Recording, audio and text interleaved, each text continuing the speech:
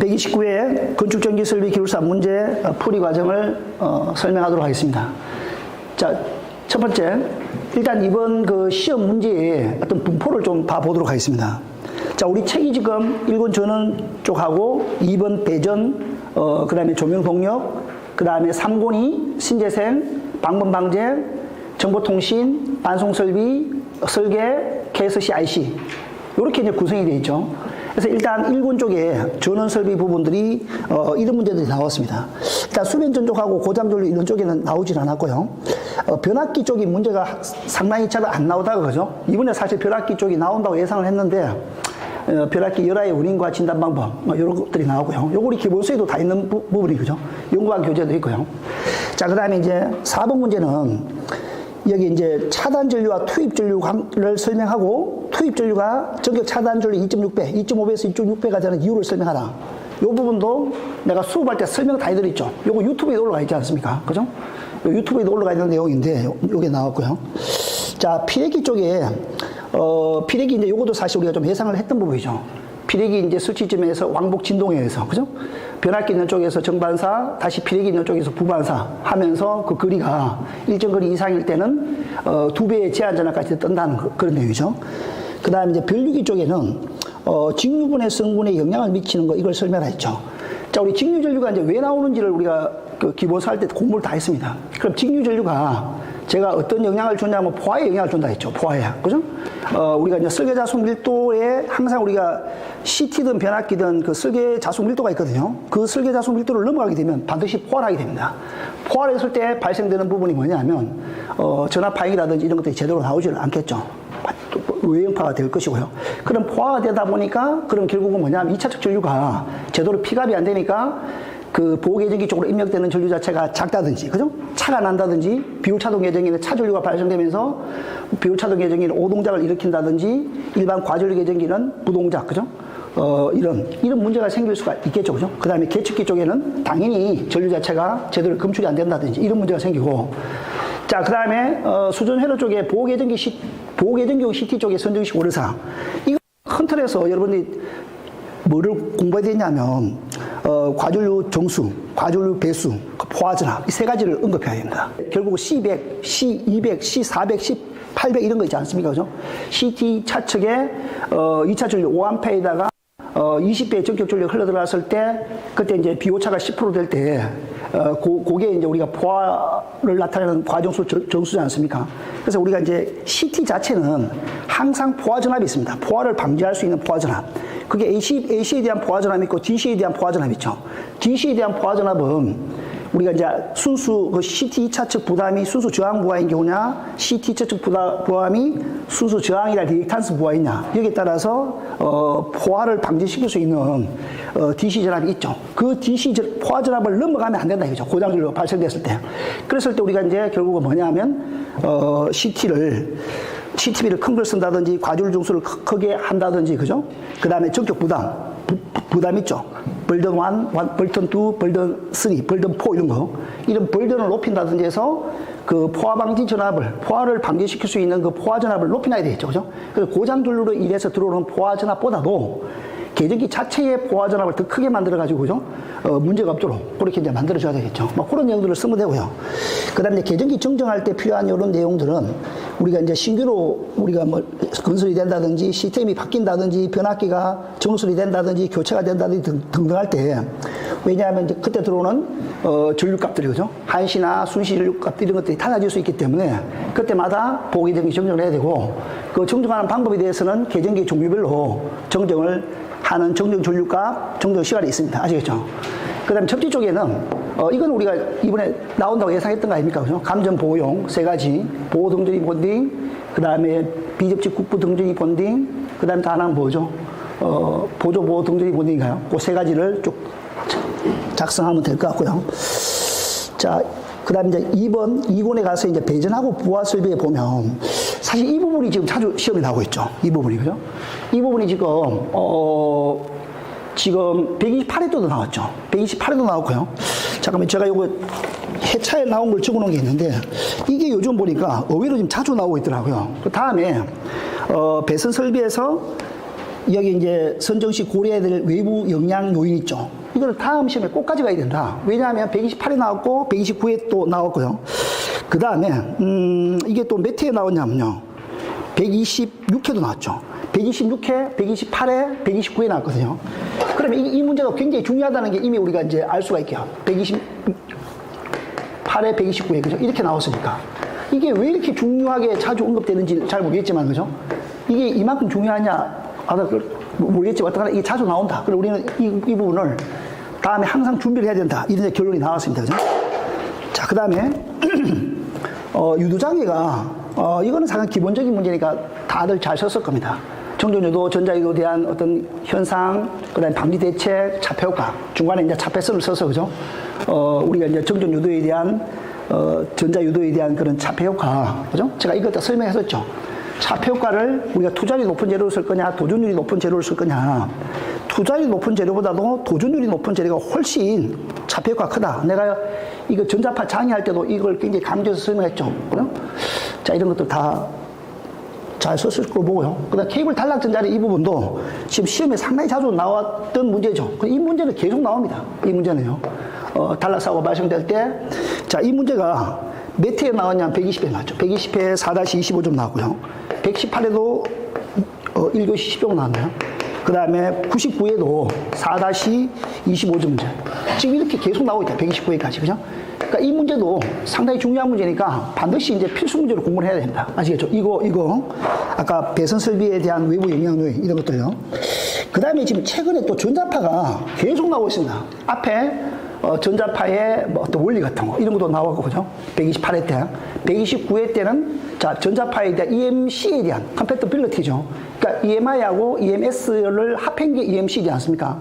이거에 대한 시험 방법을 이번에 물었습니다. 이런 부분도 전자파도 최근에 계속 시험에 자주 출제되고 있다. 전자파 부분도. 이것도 중요합니다. 전자파도. 이게 지금 계속 출제되고 있습니다. 그죠? 최근에 한동안 출제가 안 되다가 이 문제가 계속 출제가 되고 있다는 거죠. 그러니까 다음에도 이 전자파 부분에 대해서는 공부를 해줘야 된다. 자, 전력 품질 문제도 이것도 주기적으로 돌아가는 문제입니다. 이 전력 품질 문제가, 문제를 우리가 전에도 다 분석을 해보면요. 이게, 자, 전력 품질 보십시오. 이게, 90회 나왔죠. 90회. 90회에 1-10점 나왔고요. 100회에 2-25점 나왔죠. 그 다음에 112회도 4-10점 나왔죠. 그 다음에 122회도 나왔죠. 120회도 1-10점 나왔죠. 129회 나왔습니다. 자, 이걸로 보면 4-25점이죠. 자, 이렇게 보면 이거는 이제 굉장히 중요하다는 거죠. 전력 품질 문제는, 그죠? 전력 품질 문제는 반드시 이제 기본 문제로 깔고 가야 되고, 이 전력 품질 문제와 관련된 부분은 건물식으로 공부를 다 해야 된다. 도망을 못 가게끔, 그죠? 여기 어떤 전력 품질에 어떤 문제가 나오더라도 전력 품질은 내가 다 맞출 수 있을 정도로, 그죠? 공부가 탄탄히 돼야 됩니다.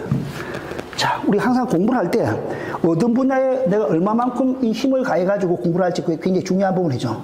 자, 터널 조명도 이것도 지금 계속 나오고 있으니까 사실 터널 조명도 이번에 우리가 예상했던 문제 아닙니까? 그죠? 터널 조명도 이거는 뭐 제가 몇 회를 언급 안 할 정도로 굉장히 자주 나왔으니까 터널 조명에서 우리가 조명에 대해 실제에서 가장 중요한 게 경관 조명, 터널 조명, 그죠? 그 다음 미술관 박물관 조명, 막 이런 것들이 가장 많이 나오는 그런 조명이죠. 특히 터널하고 이 경관 조명, 미술관 박물 조명은요, 무조건 하고 해놔야 된다. 이게 3대, 그죠? 핵심 문제 중에 하나입니다. 반드시 이제 이 부분에 대해서도 싸그리 다 공부를 해놔야 될 부분이고요. 자, 이번에 가장 기본적인 문제가 나왔죠. 조명 배치 방법, 그죠? 뭐 전반 조명, 국부 조명, 뭐 전반 국부 병용, 중점 배열 전반 조명, 이런 배치 방법. 그러니까 조명공학도 이것도 우리 기본서에 다 있지 않습니까? 여기 이제 이런 그 조명 방식에 대한 부분, 뭐 이런 것들도 우리 기본서에 보면 체계적으로 다 분류가 되어 있습니다. 그래서 항상 이 부분도 과학의 시험이 상당히 많이 나왔던 부분이거든요. 근데 요즘 한동안 안 나오다가 기습적으로 약간 기본적인 문제, 좀 쉬운 문제로 출제가 됐죠. 그죠? 자, 그렇게 보시면 되고요. 그 다음에 동기전동기, 동기속도와 기동방식. 이 기동방식은 총 4가지가 있죠. 그죠? 4가지가 있습니다. 이것도 제가 시험에 절대 나온다고 해가지고 내가 실전반 공부할 때 우리 기본서에 있는 거죠. 자기기동법, 그 다음에 기동전동기법, 그거 외에, 유도 동기 방식인가요? 동기 유도 방식인가요? 그거를 내가 설명했고요. 그 다음에 내가 또 초동기, 전동기 기동 방식이 있습니다. 초동기 전동기 기동 방식이요. 유도 동기 전동기 방식. 그거는 중부하. 중부하에서 우리가 기동하는 방식이 2가지가 있죠. 중부하에서. 중부하에서 이제 기동하는 기동 방식이 두 가지가 있습니다. 그죠? 초동기 전동기 방식. 요 내용도 제가 뭐 간단하게 나중에 설명을 해드릴 거고요. 그 다음에 이제 유도, 그죠? 유도 동기 전동기 방식. 요거는 이제 권선적 유도 전동기의 구조를 가지고 회전하는 방법입니다. 그죠? 일반적인 게 우리가 농용 유도 전동기의 원리를 이용하는 게 셀프, 그죠? 자기 기동법이죠. 자기 기동법. 자, 이게 이제 일반적으로 가장 많이 쓰이는 거고요. 그 다음에 우리가 이제 기동 전동기법이 있죠. 기동 전동기법, 그죠? 보통 이제 우리 기기책에는 요거 두 개가 많이 나옵니다. 두 개가. 근데 이제 다른 기기책들 이렇게 찾아보면 중고하에서 기동하는 방법이 이 두 가지가 또 있거든요. 그러니까 요것들이 이제 총 보면 네 가지가 있습니다. 이번에 세 가지를 물었죠. 그죠? 요거는 내가 옛날에 시험에 반드시 나온다. 세 가지, 그죠?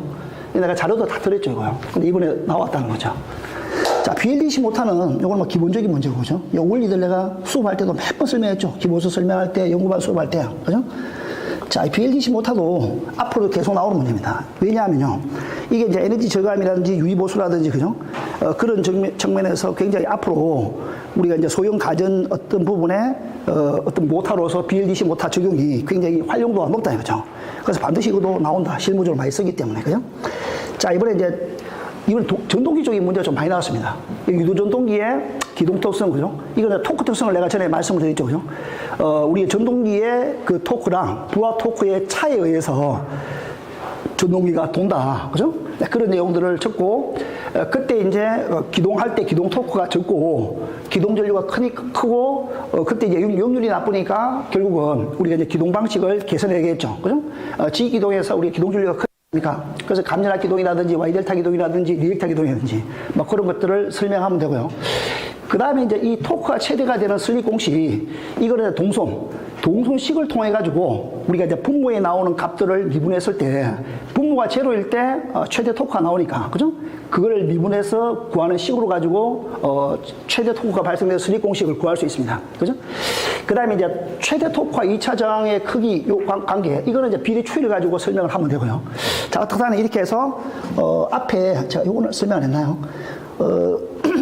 1군 쪽에는 전체 우리가 580점 중에서 이제 130점이 나와서 한 22%, 좀 적게 나왔죠. 한 33% 정도, 요 앞에는 한 33% 나왔는데, 그죠? 이번에 조금 1군에서 적게 나왔고요. 2군에는 이제 조금 뭐 정상적이죠. 2군에는 거의 한 33% 정도 나왔죠. 전체 이제, 총 문제 11문제 나왔고, 비율이 580점 만점에 200점 나왔으니까 한 34.48%죠. 약 한 33%가 평균이니까 그 평균 이상 나왔다고 보시면 되겠죠. 이번에는 상군 쪽이 많이 나왔습니다. 자, 태양광 모듈의 하스판요. 이 하스판에 대한 그 원리 개념, 역량, 그죠? 이런 것도 우리 실전만 내가 시험할 때 다 쳤죠. 역량 대체까지, 그죠? 다 공부했던 부분이고. 해상 풍력은 옛날에 우리가 테마로 이걸 다뤘습니다. 이 구조물 가시죠.